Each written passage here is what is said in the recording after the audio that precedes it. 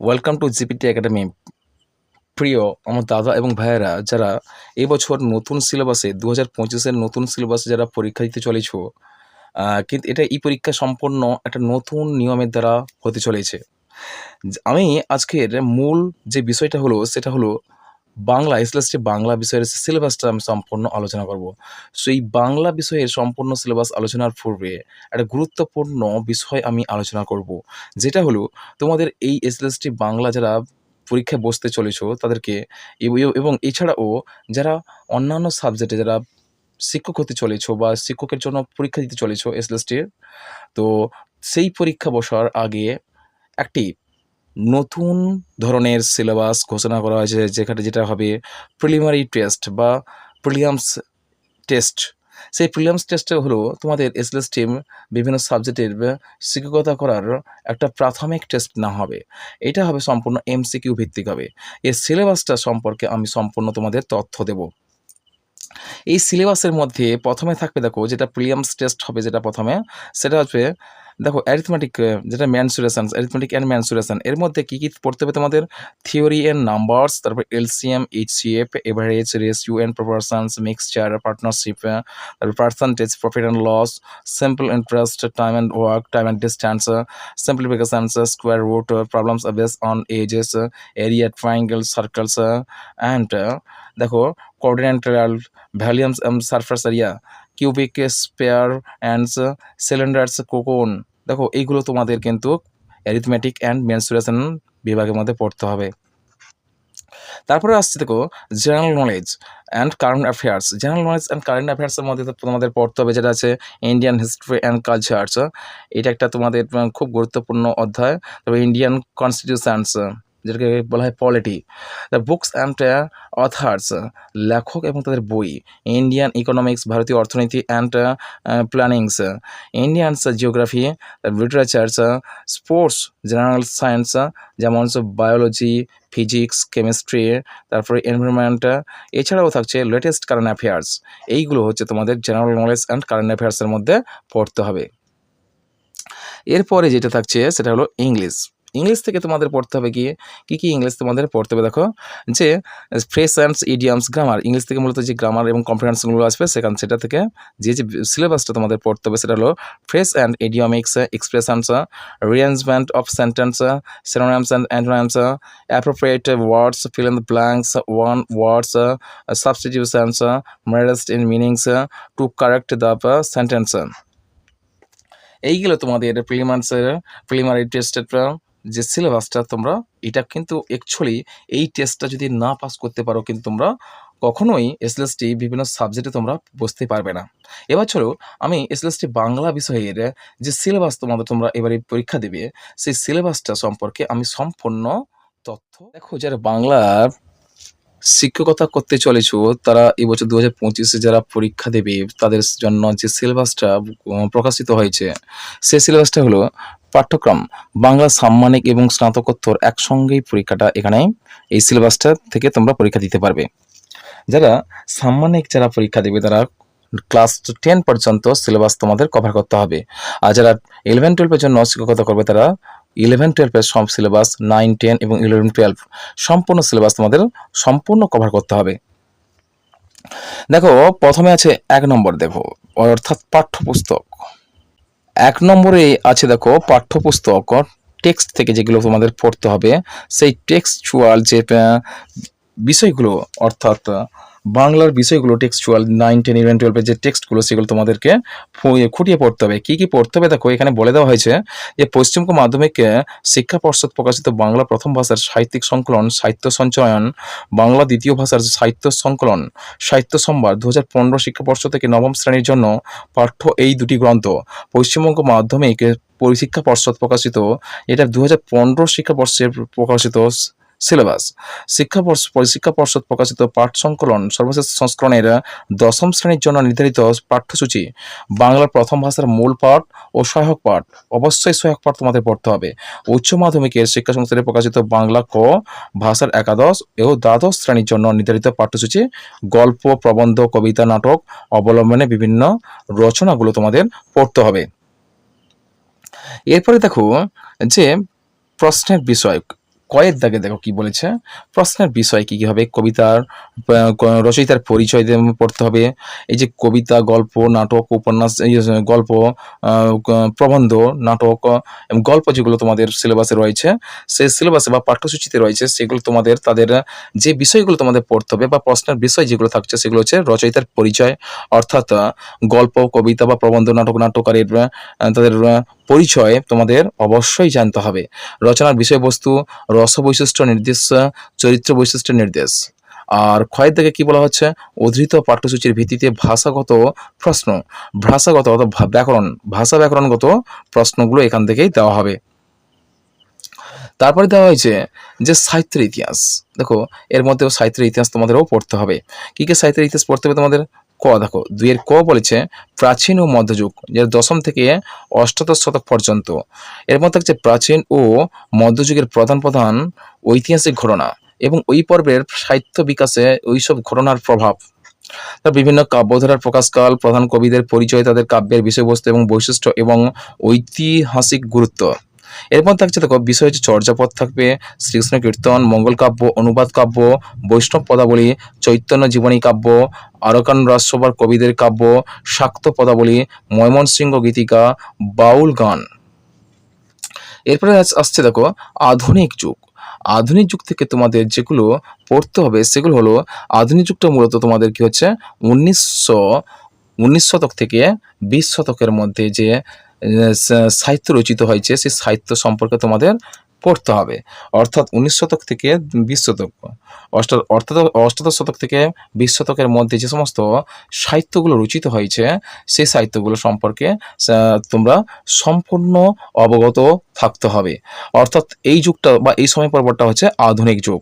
দেখো এই পর্বে প্রধান প্রধান ঐতিহাসিক ঘটনা এবং এই পর্বের সাহিত্য বিকাশ, তার প্রভাব, রচয়িতাদের ব্যক্তি জীবন, বিশিষ্টতা, রচনা ও গ্রন্থনাম, প্রথম প্রকাশকাল, বিষয়বস্তু, আখ্যান নির্ভর রচনার ক্ষেত্রে, চরিত্র বৈশিষ্ট্য, সাময়িক পত্রের ক্ষেত্রে প্রথম প্রকাশকাল, সম্পাদকের নাম, ঐতিহাসিক গুরুত্ব। এর মধ্যে বিষয়গুলো কী থাকবে, গদ্য থাকবে, প্রবন্ধ, সাময়িক পত্রের মধ্যে কী কী পড়তে হবে তোমাদের, দিগদর্শন থেকে কল্লোল পর্যন্ত যত সাহিত্য পত্রিকা বা সাময়িক পত্রিকা প্রকাশিত হয়েছে সমস্ত তার সম্পর্কে অবশ্যই জানতে হবে। দেখো কথা সাহিত্য, তারপর নাট্য সাহিত্য, কাব্য সাহিত্য, এইগুলো আধুনিক যুগের মধ্যে যে সমস্ত বিষয়গুলো রচিত হয়েছে, কেননা মধ্যযুগ এবং প্রাচীন যুগের তুলনায় আধুনিক যুগের সাহিত্যের পরিধিটা অনেক বড়। সেই সাহিত্যের পরিধিটা তোমাদের সম্পূর্ণ ভালো করে খুঁটিয়ে পড়তে হবে।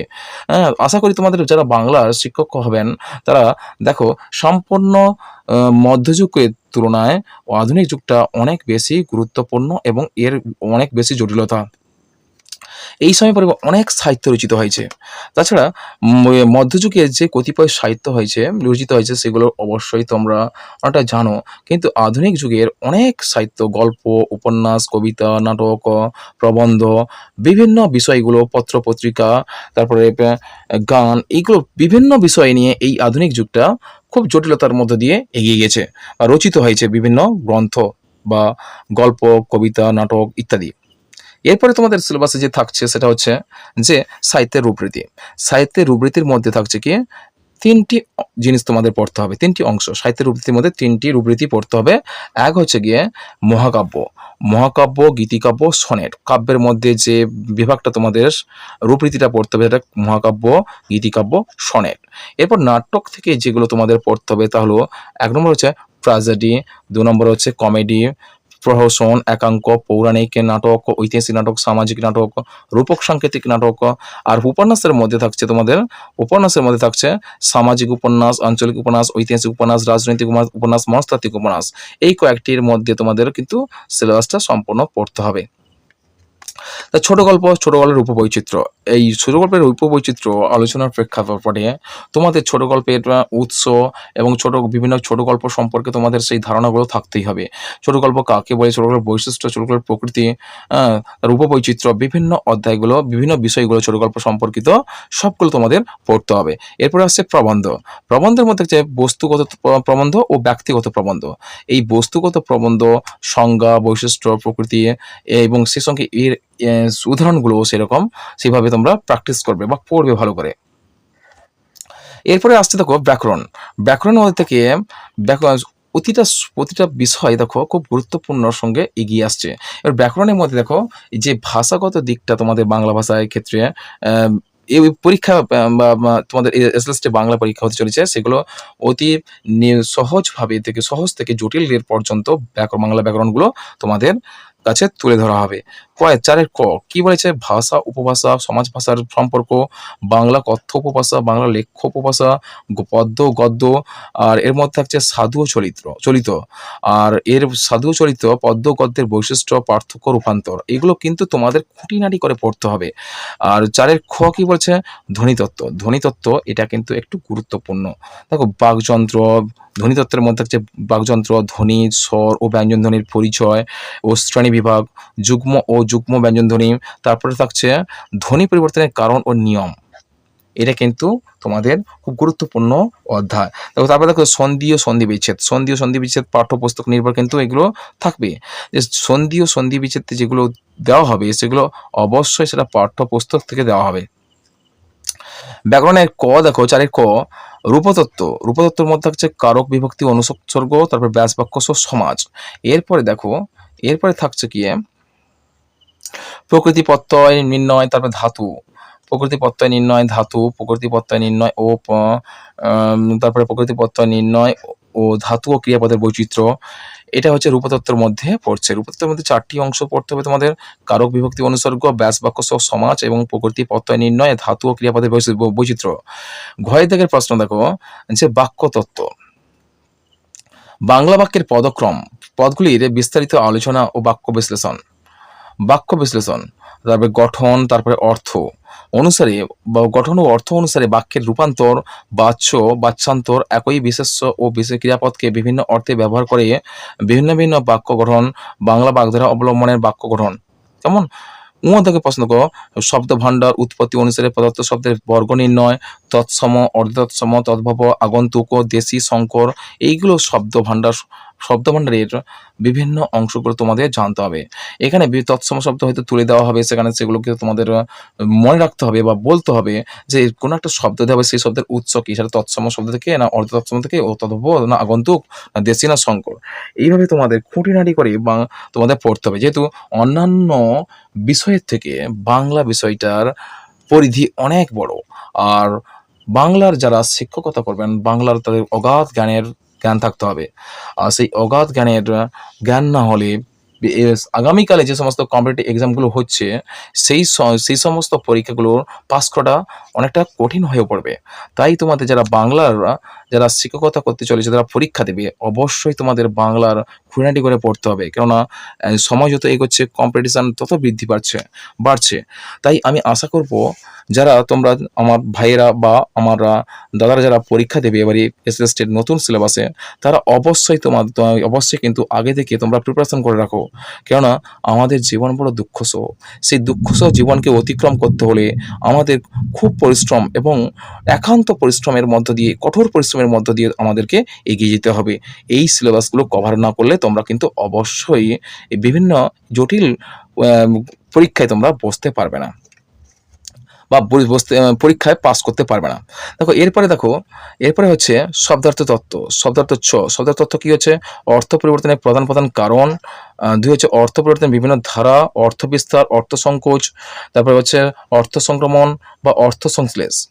আর ৬ দেখো শৈলী বিজ্ঞানটা তোমাদের অবশ্যই জানতে হবে। শৈলী বিজ্ঞান যারা তোমরা গ্র্যাজুয়েশনে হয়তো পড়েছো তোমরা শৈলী বিজ্ঞান, সেই শৈলী বিজ্ঞানটা তোমাদের ভালো করে খুঁটিনাটি করে পড়তে হবে। শৈলী বিজ্ঞানটা একটু জটিল মাধ্যম। তারপর দেখো বাংলা শিল্প, ৫ থেকে দেখতে পাচ্ছ যে বাংলা শিল্পের মধ্যে কি তোমাদের পড়তে হবে? দেখো সাহিত্য সংস্কৃতির ইতিহাসটা, বাংলা শিল্প সংস্কৃতির ইতিহাস তোমাদের যে 11 12 দ্বাদশ শ্রেণীর পাঠ্যক্রমে নির্ধারিত হয়েছে, সেটা অবশ্যই তোমাদের পড়তে হবে। কেমন?